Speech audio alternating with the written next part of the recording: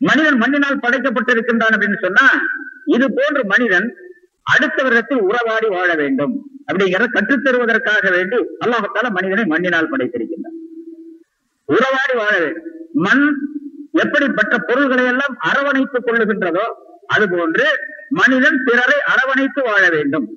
அவர் முஸ்லிமாக இருந்தாலும் சரி, முஸ்லிம் அல்லாதவராக இருந்தாலும் சரி. ஆனா ஒவ்வொருவருக்கும் ஒரு இலக்கணம் உண்டு. இவரை இப்படித்தான் அரவணைக்க வேண்டும் அப்படின்னு சொல்லி. தாயை அரவணைப்பதை போன்று மக்களை அரவணைப்பது என்பது கிடையாது. மக்களை அரவணைப்பது, அதாவது சேர்ந்து வாழ்வது என்பதற்கு ஒரு தனி சட்டம். தாயை சேர்ந்து வாழ்வது என்பதற்கு ஒரு தனி சட்டம். தந்தையை அரவணைத்து வாழ்வது என்பதற்கு ஒரு தனி சட்டம். பக்கத்து வீட்டுக்காரரை அரவணைக்க வேண்டும் என்பதற்கு தனி சட்டம். இப்படி ஒவ்வொன்றுக்கும் தனித்தனி விதிமுறைகள் இருக்கின்றன. அந்த முறைப்படிக்கு மனிதன் மற்றவரை அரவணைத்து வாழ வேண்டும் என்பதை கற்றுத்தரக்கூடியதாக அமைந்திருக்கின்றது மண்ணினால் படைக்கப்பட்ட நிலை. நான்காவதாக அல்லாஹ் தஆலாவுடைய ஒரு குத்ரத், அற்புதமான ஆற்றலை விளக்குவதற்காக வேண்டி மனிதனை மண்ணினால் அல்லாஹ் தஆலா படைத்தார். அல்லாஹ் தஆலாவுடைய மிகப்பெரிய குத்ரத்தை விளக்குவதற்காக வேண்டி. அல்லாஹ் தஆலா எவ்வளவு பெரிய ஆற்றல் உள்ளவன் அப்படிங்கிறது நமக்கு தெரியும். அந்த ஆற்றலை மனிதன் தன்னுடைய கற்பனையினால், தன்னுடைய அறிவினால் எண்ணி எண்ணி பார்த்தாலும் கூட, இவனுக்கு 1000 வயது கொடுக்கப்பட்டாலும் கூட அல்லாஹ்வுடைய குத்ரத்தை பரிபூர்ணமாக விளங்கி முடிக்க முடியாது. அவ்வளவு பெரிய ஆற்றல் உள்ளவர் அல்லாஹ் தஆலா, அவ்வளவு பெரிய சக்தி வாய்ந்தவர். அவருடைய சக்தியிலே ஒரு பகுதி இந்த மண்ணினால் மனிதன் படைக்கப்பட்டது. மண் என்பது தாழ்மையான ஒரு பொருள். அதுவும் கூட இந்த பூமிங்கிறது இந்த கோலங்களிலே, இந்த ஆழம் என்ற பிரபஞ்சத்திலே ரொம்ப அற்பமான ஒரு சின்ன பொருள். அது சூரியன்ல இருந்து பார்த்தா, சந்திரன்ல இருந்து இந்த பூமியை பார்த்தா ஒரு சின்ன பந்தை போன்று தெரிகின்றது அப்படின்னு சொல்றான். சின்ன பந்தை போல இருக்குது. சரி, சந்திரன் எங்க இருக்குது? 2.5 லட்சம் மைலுக்கு அந்த பக்கத்துல இருக்குது. சூரியன்கிறது இங்க இருந்து 9 கோடியே 30 லட்சம் கிலோமீட்டர் தூரத்துல, 9 கோடியே 30 லட்சம் மைல்ல இருக்கு. 15 கோடி கிலோமீட்டர் தூரத்துல இருக்குது. சூரியன் கிட்ட இருந்து இந்த பூமியை பார்த்தா, சூரியன்கிறது கூட பூமிக்கு பக்கத்துல உள்ள பொருள் தான். 15 கோடி கிலோமீட்டர் அப்படிங்கிறது இந்த பூமியை பார்த்தா ஒரு கடுகு மாதிரி தெரியுது அப்படின்னு சொல்றாங்க. சரி, இந்த பூமியிலிருந்து 450 கோடி கிலோமீட்டருக்கு, 450 கோடி மைலுக்கு அப்பால் இருக்கின்றது, 600 கோடி கிலோமீட்டருக்கு அப்பால் இருக்கிறது புளூட்டோ ஒரு நட்சத்திரம்.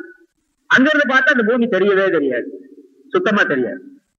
சரி, நேற்று அந்த புதன், அதாவது புதன்கிற கிரகம், மெர்க்குரி, இந்த சூரியனை கடந்து போகக்கூடிய ஒரு நேரம் காலையில 8:10 இருந்து 8:30 இருந்தா 8:00 இருந்து 10:10 வரைக்கும், 10:20 வரைக்கும் சொன்னாங்க.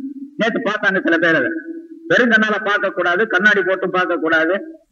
ஒரு கண்ணாடியில புகையை படிய வைத்து அந்த புகை கண்ணாடியின் மூலமாக பார்த்தா ஒரு கருப்பு புள்ளி சூரியனுடைய அந்த வட்டத்தை கடந்து போகக்கூடியதா தெரியும். நேற்று ரொம்ப பேர் பார்த்தாங்க நேற்று காலையில். அந்த சூரியனை கடந்து போகக்கூடிய சின்ன புள்ளியா தெரியும் மெர்க்குரிங்கிறது. அதாவது சூரியனுக்கு பக்கத்துல அடுத்த கிரகம் அது. அதுக்கு அடுத்தது வெள்ளி. 3வது கிரகம் தான் இந்த பூமி, நம்ம இருக்கக்கூடிய பூமி. அந்த பக்கத்தில் இருக்கக்கூடிய, இங்கிருந்து பக்கத்தில் இருக்கக்கூடிய அந்த மெர்க்குரி இருக்கின்றது, அது புதன்கிற கிரகம்.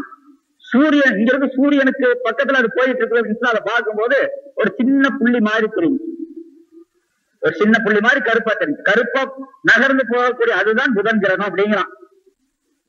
சூரியனை கடந்து செல்லக்கூடிய ஒரு வாய்ப்பு, அரிய காட்சி அப்படின்னு சொல்லி நேற்று எல்லாரும் பார்த்தாங்க. ரொம்ப இங்க இருக்கக்கூடிய அந்த ஆராய்ச்சி நிலையத்திலையும் கூட அது பற்றி உள்ள விளக்கங்கள்லாம் நேற்று சொல்லப்பட்டது.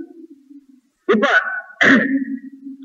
இந்த பூமி ஆகிறது அல்லாஹ் தஆலாவுடைய எவ்வளவு பெரிய குதிரத்தை தாங்கியதாக இருக்கின்றது அப்படிங்கிறதுக்கு ஒரு சான்று. அதிலிருந்து மனிதனை அல்லாஹ் தஆலா படைத்து இந்த பூமியிலேயே வாழக்கூடிய ஒரு தன்மையை அமைத்து வைத்திருக்கின்றான். மற்றொரு கருத்தும் உண்டு. பூமியில முன்னால சொன்னது, பூமியை தவிர வேறொரு இடத்துல போய் மனிதன் வாழணும் அப்படின்னு சொன்னா முடியாது. சந்திரனை பத்தி சொன்னா, சந்திரனை குடியேற போறோம் அப்படின்னு சொல்லிட்டு, அல்லது செவ்வாய் கிரகத்துல போய் குடியிருக்கலாம், மற்ற கிரகங்கள்ல போய் குடியிருக்கலாம், அது முடியாது அப்படிங்கிறதையும் அல்லாஹ் தஆலா சொல்லி காட்டுகின்றான். முன்னால வாசித்தாயத்து மின்ஹா ஹலக்னாக்கும் ஃபீஹா நுஈதுக்கும் மின்ஹா நுக்ரிஜுக்கும் தாரத்தன் உக்ரா என்ற ஆயத்து இருக்கின்ற இந்த பூமி மண்ணிலிருந்தே உங்களை படைத்தோம், மண்ணுக்குள்ளேயே உங்களை நாம் திரும்ப மீளச் செய்வோம், மண்ணிலிருந்து எழுப்புவோம் என்று அல்லாஹ் தஆலா சொல்லுகின்றானே, அது மனிதன் மண்ணில தான் வாழணும். இந்த மண் பூமியில் தான் வாழ முடியுமே தவிர மற்ற கிரகங்கள்ல வாழ முடியாது.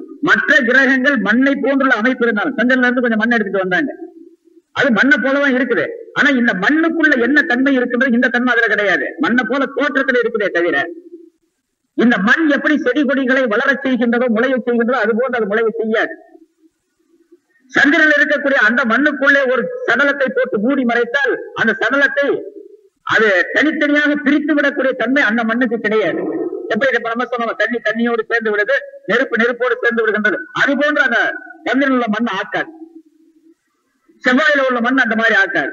அது ஒரு மண்ணு தான். ஆனா மண்ணுன்னா வித்தியாசமான மண், இது மாதிரி மண்ணல்.